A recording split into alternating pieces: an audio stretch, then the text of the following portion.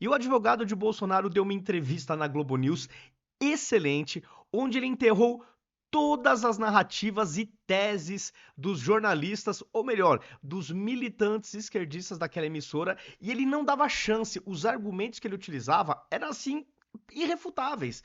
E os jornalistas, você via que em dado momento ela chegava a concordar porque não tinha muito o que discordar. O que ele estava falando era óbvio demais. Por exemplo, ele falou que o único fato consumado que temos até agora é que se houve essa tentativa de um suposto golpe, o fato é que Bolsonaro não embarcou. Isto é um fato inquestionável, se toda essa história for verdadeira. Ele também fala em um dado momento, eu vou trazer aqui os cortes para vocês, que o que está no processo teria montado uma junta de militares no pós-golpe, onde nem sequer o nome de Bolsonaro estaria nesta junta. Então, em princípio, se toda essa história realmente for verdadeira, nem ele participaria desse ato antidemocrático. Então ele conseguiu colocar os jornalistas e todas as suas expectativas no devido lugar. Ele frustrou os militantes de redação da Globo News, no meu ponto de vista. E é sobre isso que eu vou falar no vídeo de hoje.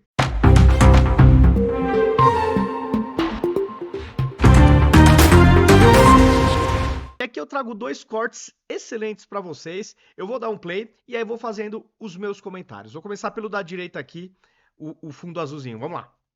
Presidente da República e na cobertura jornalística, conversando com todo mundo que o senhor sabe que eu converso, eu acompanhei de perto aquele governo. E o próprio presidente fazia questão de dizer para todo mundo que ele não ia ser um presidente banana. E que as medidas e decisões passavam por ele. E se não passassem, tchau, rua. Vamos assim, lá. É crível que o presidente não soubesse o que estava acontecendo no Palácio para medidas que fossem, ao fim e ao cabo, beneficiá-lo. André, é crível que as pessoas o abordassem com todo tipo de proposta. Uhum. E é fato que ele não aderiu a elas.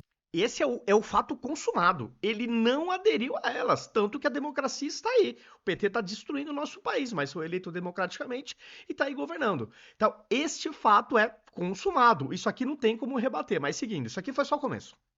Isso é fato. É crível que ele não soubesse... Não aderiu de golpe. Ou não deu certo? Não aderiu. Não aderiu, Otávio. Se ele quisesse aderir a isso, eu digo e repito para todo mundo.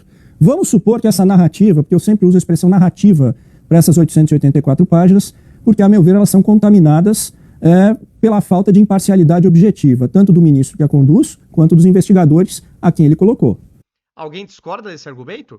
Eu acho que até um esquerdista, acho que até quem odeia o Bolsonaro, eu acho que não tem como discordar disso, porque está latente que não existe imparcialidade. Né? A Vaza Toga demonstrou, ficou isso bem claro, falavam até em usar a criatividade. Então eu acho que isso aqui nem esquerdista discorda, pode até da boca para fora falar, não, um absurdo, onde já se viu, o juiz é imparcial, mas no seu íntimo eu creio que a maioria dessas pessoas concorde com o advogado do Bolsonaro. Tenho essa impressão. Imparcialidade objetiva, porque é público e notório. Mas todo mundo queria dar golpe, queria dar golpe e o Bolsonaro não aderiu. Estou dizendo todo mundo, espera um pouquinho. Muita gente. Sejam alguns. Ele nunca aderiu. Não aderiu nem a uma proposta de estado de defesa. Então por que ele não denunciou essas propostas que ele recebia? Veja, não era obrigação dele denunciar se aquilo ali não tivesse Mas de não fato... tem uma obrigação ética, o senhor acha? Não, eu acho o seguinte, André, vamos lá. E aí eu posso usar essa tua pergunta em relação a Freire Gomes e Batista Júnior, seguindo a narrativa que está ali colocada. Aqui ele vai dar um argumento interessante também, vamos lá. De duas uma. Ou havia algo muito grave, e então os dois ministros já deveriam ter feito uma denúncia naquele... Comandantes. Os dois comandantes. Porque ainda estou na época que havia ministro da Marinha, Exército e Aeronáutica, né? Ainda estou entregando a idade aqui. Os dois comandantes de força, se vissem ali de fato uma ameaça real e concreta, teriam o dever jurídico de atuar.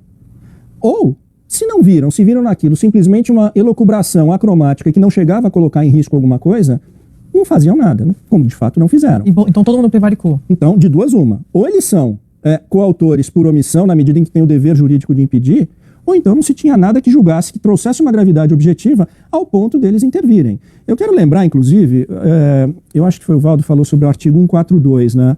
É interessante, porque esses mesmos comandantes de força, o da Marinha, o do Exército, Freire Gomes, e o da Aeronáutica, Batista Júnior, no dia 11 de novembro, redigiram e assinaram e publicaram uma carta legitimando as manifestações na porta dos quartéis, dizendo que era um direito constitucional de livre manifestação não violenta, de crítica aos poderes, de crítica às instituições. Citam isso textualmente e se colocam como poder moderador. Está lá no primeiro parágrafo dessa carta que, bom, são tantos episódios, a gente vai esquecendo.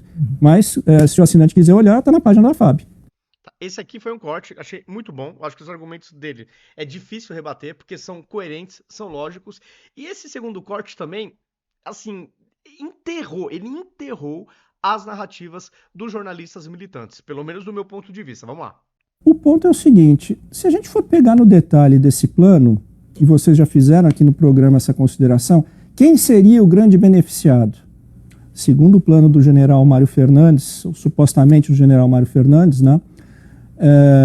Eu não quero fazer acusação sem que haja efetivamente a comprovação disso tudo, porque é uma acusação muito grave.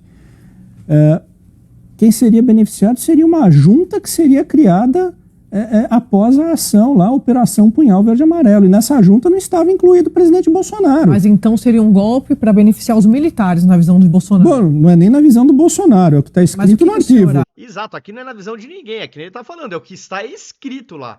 É simplesmente uma interpretação do que está escrito, não é nem opinião. É o que está escrito. Como advogado. Eu não conheço o general Mário Fernandes, mas o que está escrito no arquivo não beneficia o meu cliente. Aliás, ele está excluído deste arquivo. Então, ele, na visão do ex-presidente Bolsonaro, esse golpe de Estado seria dado... Se for verdade, eu não sei também se combinaram com os russos. Você coloca ali o nome de 20 pessoas numa relação, eu gostaria, inclusive, aliás, seria de rigor que se perguntasse a elas se elas foram abordadas. Escuta... Mas então o Bolsonaro seria bypassado? É só você ler. O senhor acha que sim? Sim. Não é uma questão de achar, é que nem ele está falando, é o que está escrito lá.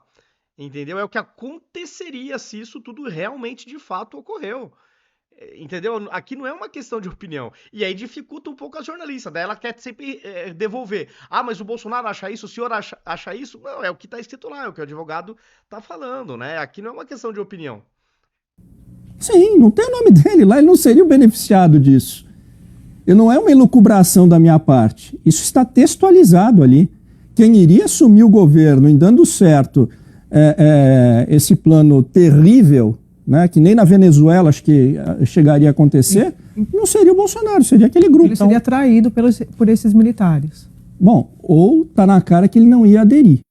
Então, eu acho que a única certeza que nós podemos ter, ou as duas certezas, é que não houve golpe e que, ao que tudo indica, se toda essa história, se tudo que está sendo levantado for realmente verdadeiro, inquestionável, o fato é que o Bolsonaro não embarcou em nenhuma situação. Tanto que, de acordo aí com o processo, houve trocas de mensagens entre militares que estavam com raiva do Bolsonaro, né? Pô, o cara tem que assinar, entendeu? Tipo, então, em princípio, ao que tudo indica, o Bolsonaro teria salvo a nossa democracia. Porque se tinha tantas pessoas no seu entorno, né, querendo dar o golpe, né, que é o que estão falando, e o golpe não ocorreu, é porque ele não embarcou, não teve a sua assinatura. Então, de fato, ele salvou a democracia. Tem como fugir muito dessa interpretação? Porque, do contrário, teria acontecido. Pelo menos a execução em sua plenitude teria ocorrido. Se depois ia ter sucesso ou não, né, só Deus para saber. Mas se nem sequer começou a execução, se nem sequer entrou na prática, né, é porque o Bolsonaro não permitiu. E aí gerou burburinho, em princípio, em certos grupos aí militares, ao que tudo indica, mas como bem fala aqui o advogado dele, tem que ver se é verdade. Mas assim, o Bolsonaro, pra mim, eu sou leigo no direito, posso aqui estar falando alguma besteira e tal, então aqui é só uma opinião de um cidadão comum que não é do direito, mas pra mim, do que tá aparecendo na imprensa, eu creio que o Bolsonaro só é preso se for na base do arbítrio. Na minha opinião de leigo, posso estar errado, mas só iria preso se fosse na base do arbítrio, porque falta materialidade. E o que tudo indica é que realmente ele não embarcou e ele foi um obstáculo para que esse suposto golpe ocorresse. Pelo menos essa é a convicção que eu estou formando. É isso, pessoal. Deixem nos comentários o que vocês acharam, como vocês enxergaram essa entrevista. Eu, de fato, entendo que as narrativas foram enterradas, os jornalistas tinham poucos argumentos convincentes no sentido de tentar ferrar o Bolsonaro. Então, eu acho que isso ficou muito claro. Coloquem nos comentários se vocês também têm essa mesma visão. Se gostaram do vídeo, compartilhem. Compartilhem nas suas redes sociais, nos seus grupos de WhatsApp, de Telegram, pra gente também sair da bolha. Verifiquem se vocês me acompanham, me seguem em todas as plataformas. Em todas as redes, eu estou como @ViniciusCFP82. Aqui em cima, em vermelhinho, tá o meu username. Em todas as redes, vocês me encontram desta maneira, tá? Então fica aí o convite. Dado o recado, até o próximo vídeo.